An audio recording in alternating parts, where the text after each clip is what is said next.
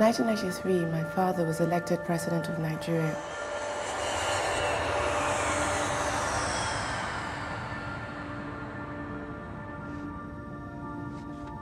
He came with a platform that said, "Hope, farewell to poverty."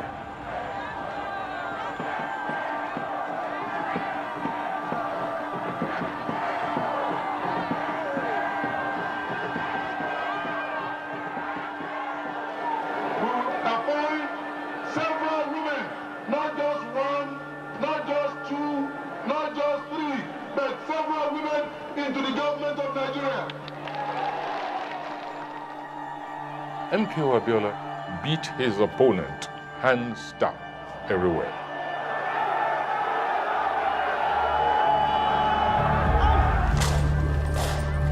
The military annulled the election within the month of his victory. They didn't want a democratic system. When I was appointed by Bill Clinton as ambassador, I had expected that I would be presenting my credentials to Abiola, and instead there was a military coup that brought General Abacha into power. Long live the Federal Republic of Nigeria.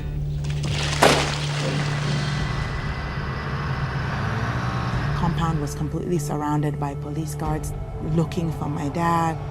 His most recent action of declaring himself the President and Commander-in-Chief of the Armed Forces led to his arrest by the law enforcement agents. They put my father in jail in 1994, and that was when my mother became the leader of the pro-democracy movement. Mrs. Abiola, what do you think Britain, America could be doing?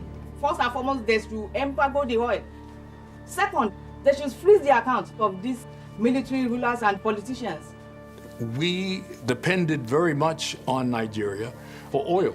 There was a reluctance to rock the boat. My mother organized many protests against the military, including the oil workers' union strike.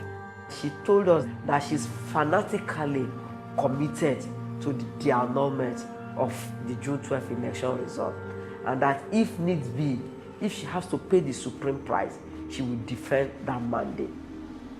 My mother's phone was tapped by the military. Every movement that she was making was being tracked.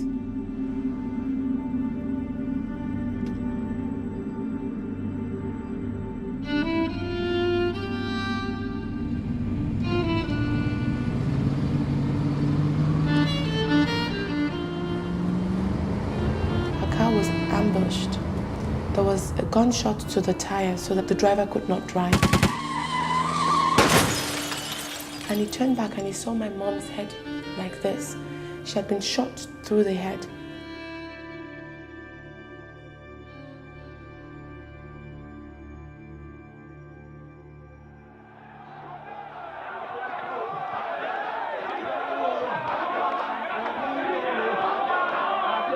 In my mind, I saw her making a journey to the ancestral place. And I heard her thinking, I don't need to stop. I don't need to turn around. AFFNZ knows what to do. And so she was dancing. Kudirat had told us if she dies in the process, AFFNZ, I will step in her shoes. And she knows she will not disappoint her. The military leader who had had my mother assassinated, who had had my father incarcerated, died mysteriously.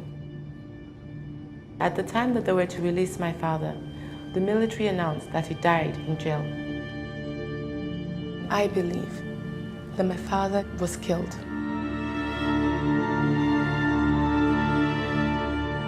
I returned to Nigeria in 1999, within days of the military's transfer to civilian rule. I hadn't been home in a very long time.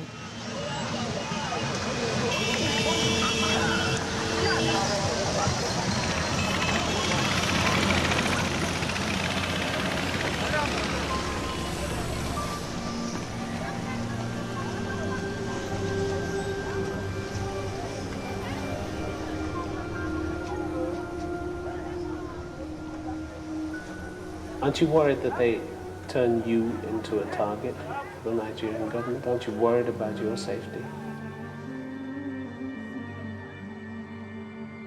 I think I'm a target if I do not speak out.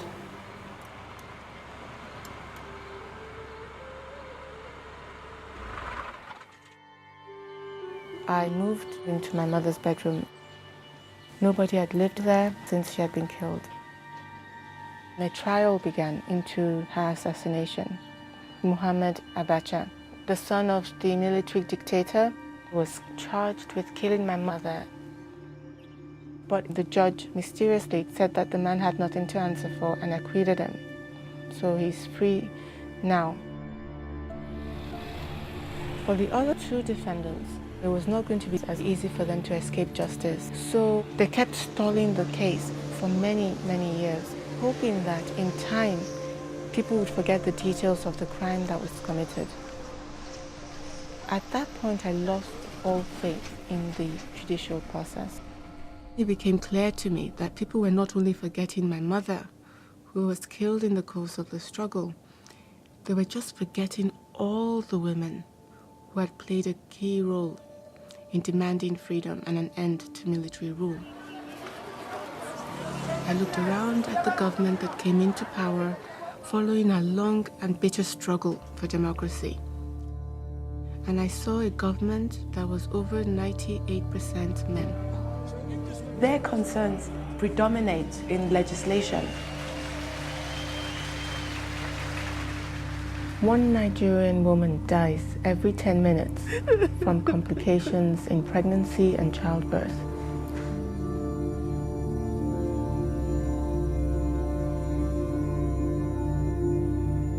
More than 500 newborns die daily. We have a government that doesn't recognize our needs, that doesn't recognize our rights, that doesn't recognize women. This situation is unacceptable. If women do not come out to speak and demand that their lives be valued, it will continue. Nothing will change.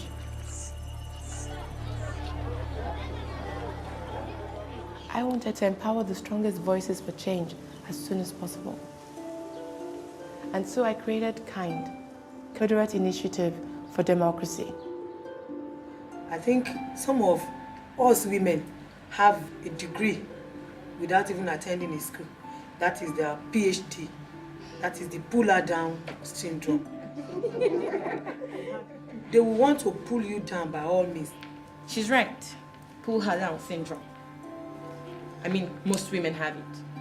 But that's not the way it should be. When you see someone who can influence your environment, the society, your beliefs positively, you should work with her.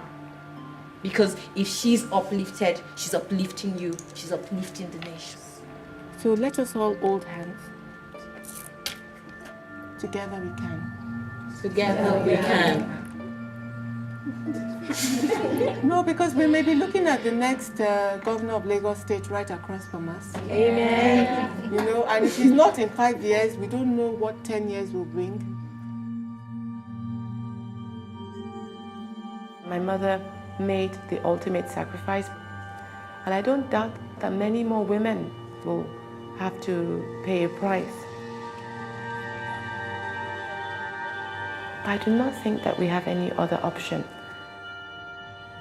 because any society that is silencing its women